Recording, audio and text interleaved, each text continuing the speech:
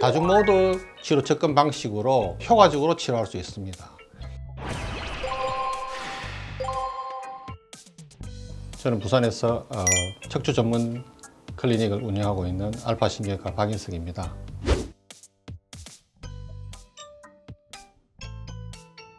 일반적으로 디스크라고 하면은 추간판 탈출증과 척추관 협착증을 대부분 이야기하고 있습니다. 척추 관절이라든지 디스크가 퇴행성 변화만 있으면서 수술이 대부분 필요하지 않게 됩니다. 비수술 치료를 통해서 효과적으로 치료를 하게 되는데, 환자들이 적절하게 치료를 하지 않아서 만성적인 통증이 되면서 내원하는 경우를 많이 보게 됩니다. 그래서 오늘은 이런 퇴행성 척추 관절염과 퇴행성 디스크병에 대해서 말씀드리도록 하겠습니다.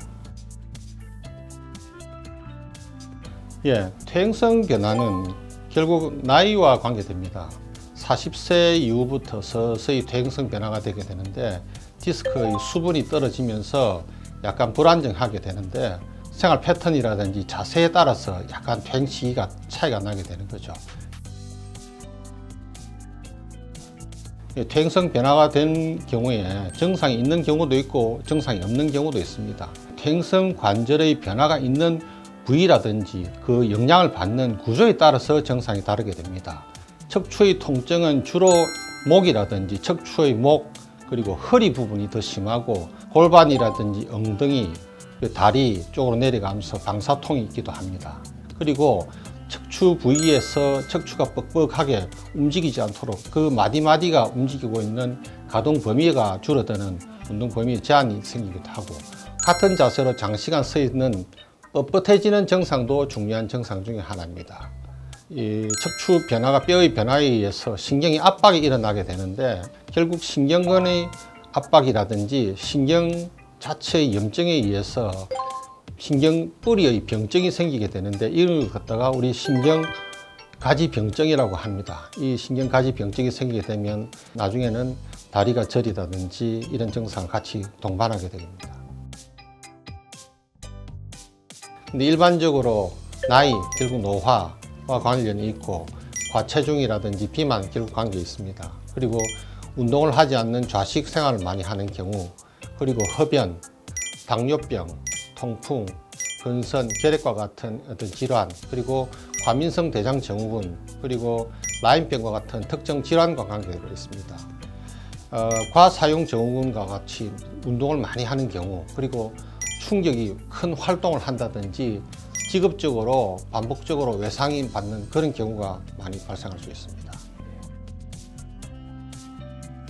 환자의 치료는 결국 환자가 어떤 증상을 가지고, 그리고 그 환자의 증상이 있는 부위가 어떤 상태인지, 그리고 환자가 가지고 있는 소견이 어떤 것에 따라서 환자의 맞춤식으로 치료 방식을 결정할 수 있습니다.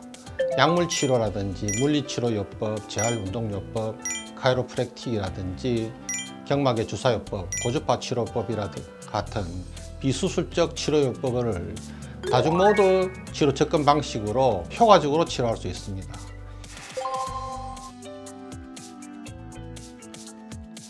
디스크의 퇴행성 변화도 결국 흔히 노년층에서 잘 생기게 됩니다. 낙상이라든지 급성 손상에 의해서 잘 생기게 되고, 요즘 많이 발생하는 비만이라든지 남성보다는 여성에 잘 생기고 있고, 흡연에 잘 생기게 됩니다. 그리고 육체적 활동이 많이 하는 그런 경우에 잘 생기게 됩니다. 이 퇴행성 디스크병의 증상은 목, 허리 통증이 팔과 다리, 엉덩이로 타고 내리는 방사통을 동반하면서 생기는 게 특징적입니다.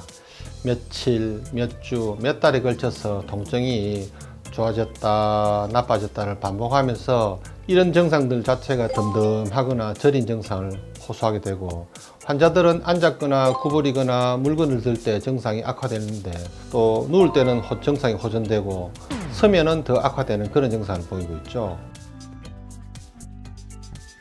퇴행성 디스크병의 치료도 비수술 치료가 기본적인 치료입니다. 제일 중요한 게 무리한 활동을 자제하고 담배를 피지 않고 체중 감량이 기본입니다. 물리치료는 잘 훈련된 의사라든지 물리치료사를 통해서 시행하게 되는데, 보수 치료라든지 근력 강화를 위한 운동, 그리고 스트레칭이 기본입니다.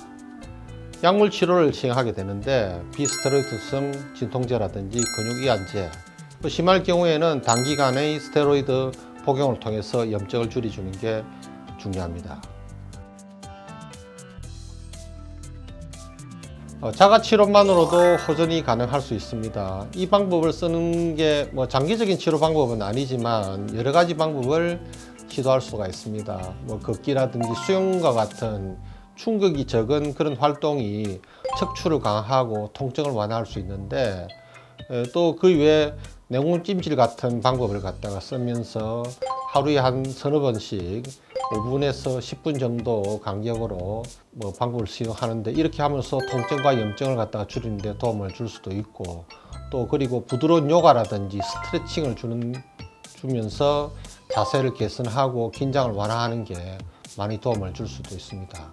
또 생활 습관을 개선 변화를 통해서 척추의 퇴행성 변화를 막는 데 많은 도움을 줄 수도 있습니다.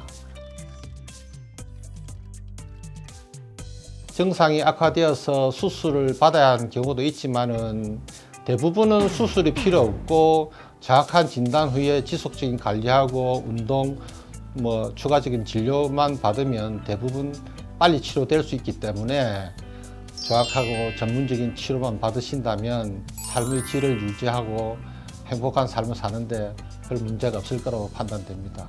감사합니다.